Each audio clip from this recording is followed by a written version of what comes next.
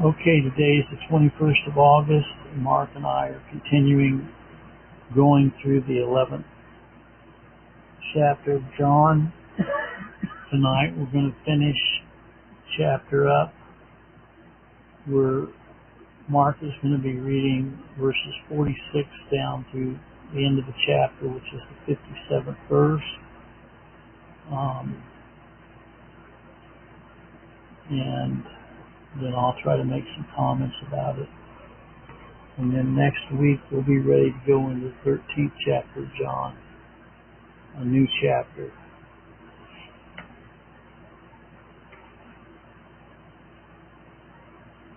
I'm sorry, next week will be John 12. So today Mark is going to be reading again from the 11th chapter, starting with verse 46 and down to the end of the chapter.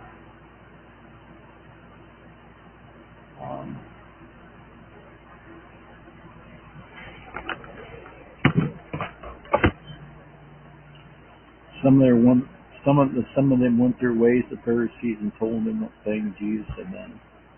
And gathered the chief priests and the Pharisees said, "What do we do for this man? Do many miracles. We let him thus alone, all men will believe on him. The Romans will come and take away both our place and nation." One of them, called Caiaphas, being the high priest, the Savior, said to them, "You know nothing at all, nor consider it esteemed for us that one man should die for the people, and the whole nation perish not. This spake he not of himself, but being high priest, that year he prophesied that Jesus should die for that nation. Not the nation only, but that also he should gather together in one the children of God that were scattered abroad. Then from that day forth they took counsel together to put him to death. Jesus therefore walked no more openly among the Jews, but went thence into the country near the wilderness, the city called Ephraim, there continued with his disciples. The Jews' Passover was nigh at hand, and many went out of the country of Jerusalem for the Passover to purify themselves. Then sought they for Jesus, and spake unto themselves, and they stood and said, "What think ye, that he will not come to the feast?" No, now both the chief priests and Pharisees had given commandment that any man knew where he were, he should show it, that they might take him. Thank you.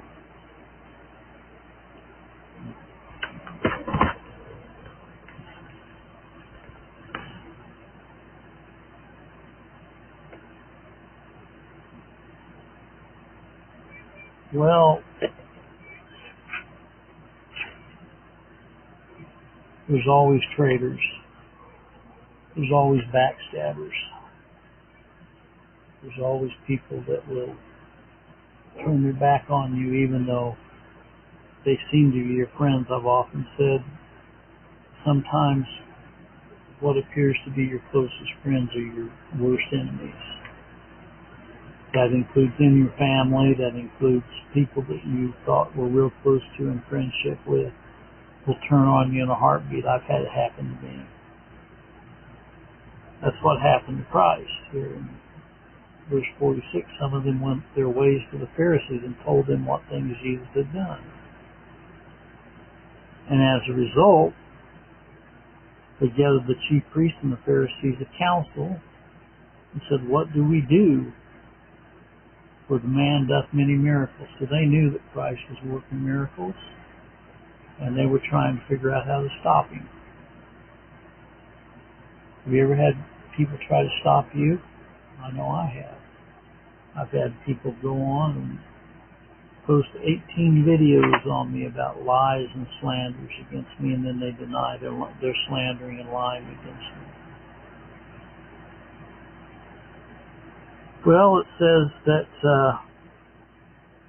now this was just after Christ raising Lazarus from the dead, when they decided to do this council against Christ. They had evidence right before them, that Lazarus rose from the dead, and yet they're still going to try to stop Christ. They say, "If we let him thus alone, all men will believe on him, and the Romans will come and take away both our flesh and nation." They were more concerned about their status, their power, than they were about the eternal Son of God and Creator of the universe. There's a lot of people like that today. They're more concerned about their status and their power, their position in the church, and their social media platforms and everything else than about Jesus Christ.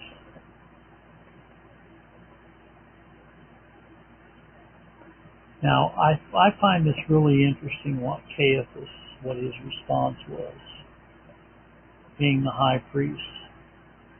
He told him, "You know nothing at all,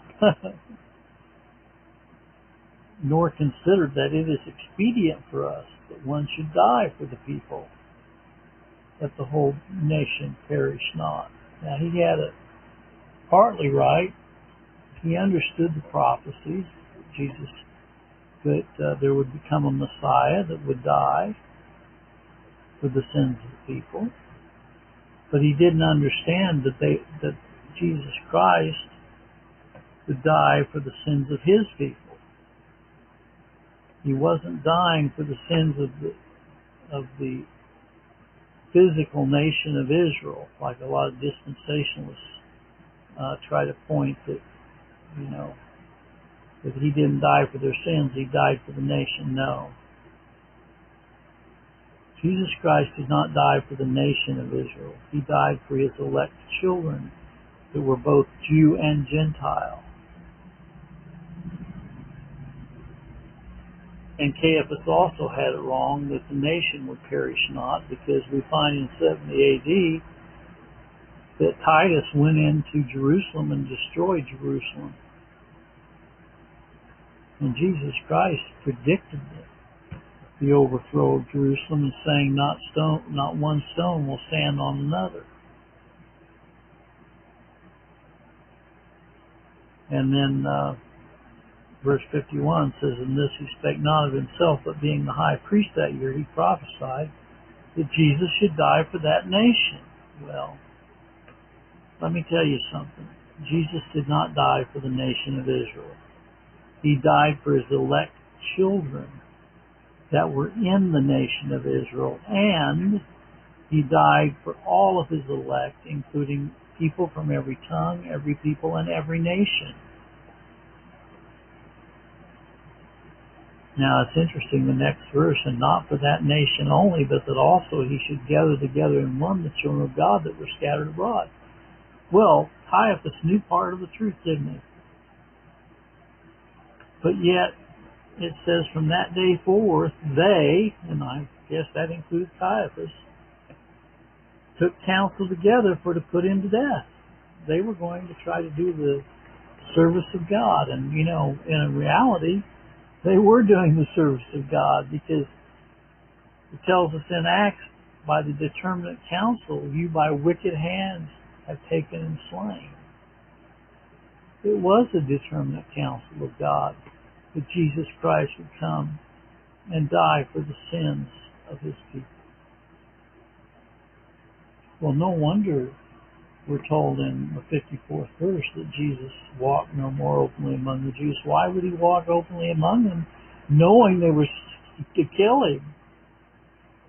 He didn't have a death wish, but went thence into a country near to the wilderness, into a city called Ephraim, and there he continued with his disciples. I think I would have went into the wilderness too. Why do you think we moved down here at the end of the world, in Pineville, Missouri, so we don't have to live in a high-density city and be around all of this garbage all the time? Verse 55, "And the Jews' Passover was nigh at hand, and many went out of the country up to Jerusalem before the Passover to purify themselves. Then sought they Jesus, and spake among themselves as they stood in the temple, What think ye, that he will not come to the feast?" They had their little CIA on him. They had their FBI staked out on him. They had their counterintelligence people at work.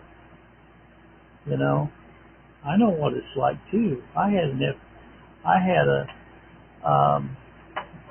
private or a state investigator follow me around during my case. And one day I approached him and I held him accountable. I said, I want you to quit stalking me and follow me and my family around. Really got him when he found out I knew he was stalking me. He kind of laid off of me after that.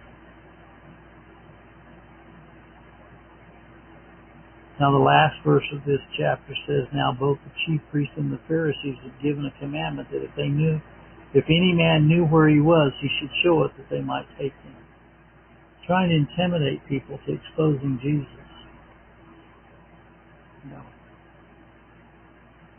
And they're doing that again today. They're doing it again today. They have their cohorts. They got their people totally instructed to take Christians that are coming against perversion and against the LGBT community and against those who anyone that comes against false teaching and false doctrine. They've got their cohorts out there trying to bring us down. It's a spiritual warfare we're in, folks, just like Christ was in. Nothing's changed. Well, that's kind of the way I see this chapter. It's very relevant for today because, it's happening as we speak right in front of our eyes. What they did to Jesus, and Jesus told us, if they persecute me, they'll persecute you. And that's exactly what's happening. Okay? Well, next week we will continue our study in chapter 12. God bless.